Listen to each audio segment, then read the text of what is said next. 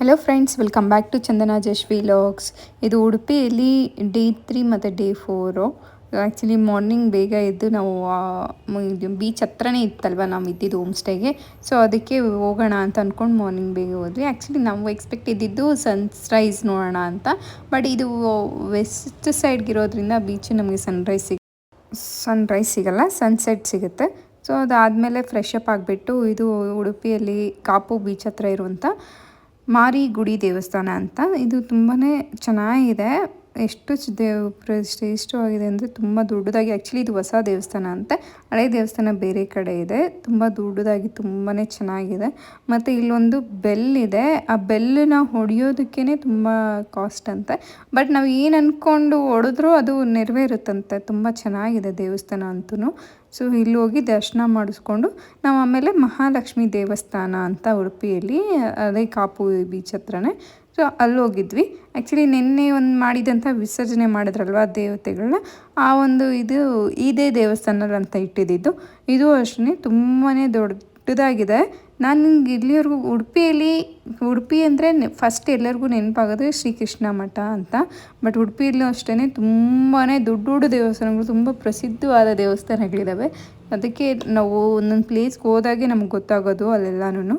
So ಅಲ್ಲೂ ಹೋಗಿದ್ವಿ.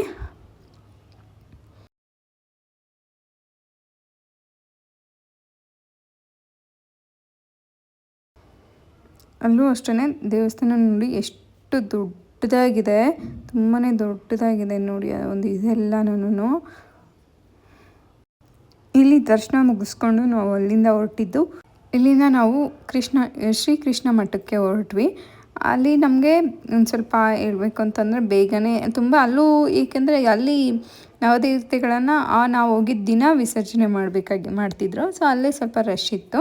So ಅದಕ್ಕೆ ನಾವು ಹೋದ್ವಿ. ಮತ್ತು ಅಲ್ಲಿಂದ ದರ್ಶನ ಅಂತೂ ತುಂಬ ಚೆನ್ನಾಗಾಯಿತು. ಕೃಷ್ಣನ ದರ್ಶನ ತುಂಬಾ ಕ್ರೌಡ್ ಇದ್ದರು. ಸೊ ದರ್ಶನ ಎಲ್ಲ ಮುಗಿಸ್ಕೊಂಡು ಅಲ್ಲೇ ದೇವತೆಗಳನ್ನ ಸ್ಥಾಪಿಸಿದ್ರಲ್ವ, ಇವತ್ತು ವಿಸರ್ಜನೆ ಇದ್ದಿದ್ದರಿಂದ ಅಲ್ಲಿ ಒಂದು ಇದು ಭಜನಾ ಮಂಡಳಿಗಳು ಅವೆಲ್ಲನೂ ಭಜನೆಗಳು, ಡ್ಯಾನ್ಸ್ಗಳು ಅದೆಲ್ಲ ನಡೀತಿತ್ತು.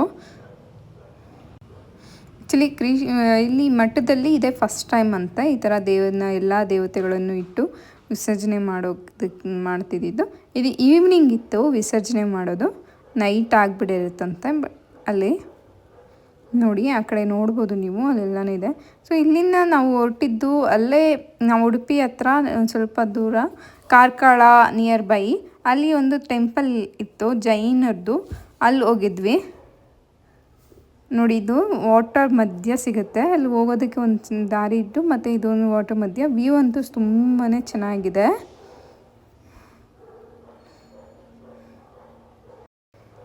ನೋಡಿ ಇಲ್ಲಿ ವಾತಾವರಣ ಎಲ್ಲ ಎಷ್ಟು ಚೆನ್ನಾಗಿದೆ ಅಲ್ವಾ,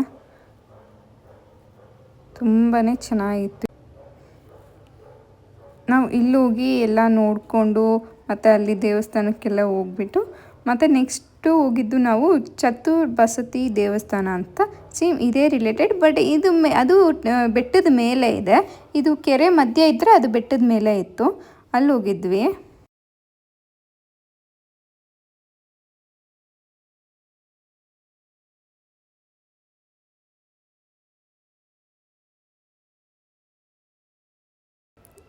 ಇಲ್ಲಿ ಜಶ್ವಿಗೆ ಮುಟ್ಟದ ಮುನಿ ತೋರಿಸ್ತಿದ್ದೆ ನಾನು.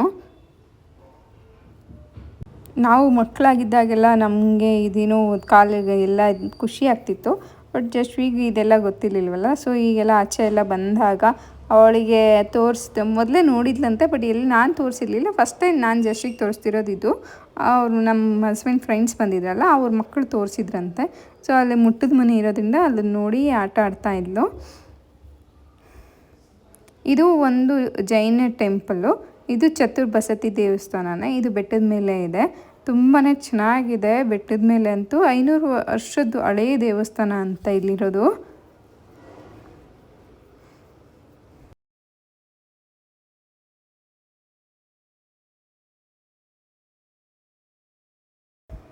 ಮತ್ತು ನಾವು ಈ ಒಂದು ದೇವಸ್ಥಾನದ ಮೇಲೆ ನಿಂತ್ಕೊಂಡು ನೋಡಿದ್ರೆ ಕಾರ್ಕಳ ಗೊಮ್ಮಟೇಶ್ವರ ದೇವಸ್ಥಾನ ಎಲ್ಲ ಕಾಣುತ್ತೆ. ಅಂದರೆ ಬೆಟ್ಟ ಇದೆ ಅಲ್ವಾ, ಅಲ್ಲಿ ಕಾಣುತ್ತಂತೆ. ಬಟ್ ಬೆಟ್ಟದ ಮೇಲೆ ಹೋಗಬೇಕಿತ್ತು, ಈವ್ನಿಂಗ್ ಆಗೋಗಿತ್ತು, ಮತ್ತೆ ಹೋಗೋಕ್ಕಾಗಲ್ಲ ಅಂತ ಹೋಗಿರಲಿಲ್ಲ.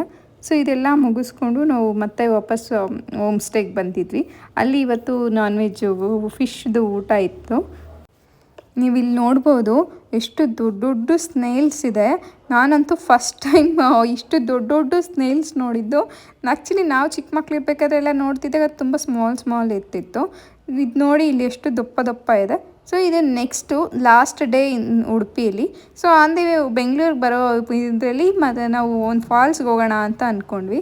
ಇದು ಸಿರಿಮನೆ ಫಾಲ್ಸ್ ಅಂತ ತುಂಬಾ ಚೆನ್ನಾಗಿದೆ. ಆ್ಯಕ್ಚುಲಿ ತುಂಬ ಟ್ರಾವೆಲ್ 2 hours ಇಡ್ಸ್ತು ನಮಗೂ ಹೋಮ್ ಸ್ಟೇಗೂ ಮತ್ತು ಇಲ್ಲಿಗೆ ಬರೋಷ್ಟರಲ್ಲಿ. ನಾವು ಅಂದ್ಕೊಂಡೆ ಮೇ ಬಿ ಏನು ಇಷ್ಟು ಟ್ರಾವೆಲ್ ಮಾಡ್ಕೊಂಡು ಹೋಗ್ತಿದ್ದೀವಿ, ಯಾವ ಥರ ಫಾಲ್ಸ್ ಸಿಗುತ್ತಪ್ಪ ಅಂತ. ಇಲ್ಲಿ ನೋಡಿ ನೀರಂತೂ ಮತ್ತೆ ನಾವು ಹೋಗೋ ಟೈಮ್ಗೆ ತುಂಬ ಫೋರ್ಸ್ ಆಗಿಬಿಡ್ತು. ತುಂಬಾ ಚೆನ್ನಾಗಿತ್ತು ಫಾಲ್ಸು. ನಾವಂತೂ ಸಖತ್ತಾಗಿ ಎಂಜಾಯ್ ಮಾಡಿದ್ವಿ.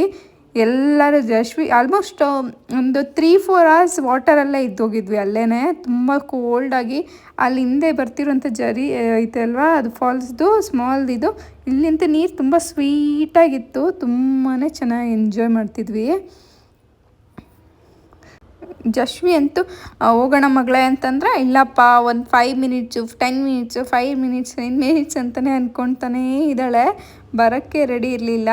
ಅಲ್ಲಿ ನೋಡಿ ಅದು ಕೆಳಗಡೆ ಹಿಂದೆ ಫಾಲ್ಸ್ ಇದೆ ಅಲ್ವಾ, ಅಲ್ಲಿ ಹೋಗಿ ಇಡ್ತೀವಿ ಅಂತಂದರೆ ಅದಕ್ಕೆ ಬೇಡ ಅಂತಿದ್ಲು. ಬಟ್ ಇಲ್ಲ, ಆಚೆನೇ ನೀರಲ್ಲೇ ಆಡ್ಕೊಂಡಿದ್ಲು. ಸೊ ನಾವು ಇದೆಲ್ಲ ಮುಗಿಸ್ಕೊಂಡು ಬೆಂಗಳೂರಿಗೆ ಮಿಡ್ನೈಟ್ ಆಲ್ಮೋಸ್ಟ್ 2 o'clock ಆಯಿತು ನಾವು ರೀಚ್ ಆಗೋಷ್ಟರೊಳಗಡೆ. ಈ ವ್ಲಾಗ್ ಇಷ್ಟ ಆಗಿತ್ತು ಅಂದರೆ ಪ್ಲೀಸ್ ನನ್ನ ಚಾನಲ್ನ ಲೈಕ್ ಮಾಡಿ, ಶೇರ್ ಮಾಡಿ ಮತ್ತು ಸಬ್ಸ್ಕ್ರೈಬ್ ಮಾಡಿ. Thank you.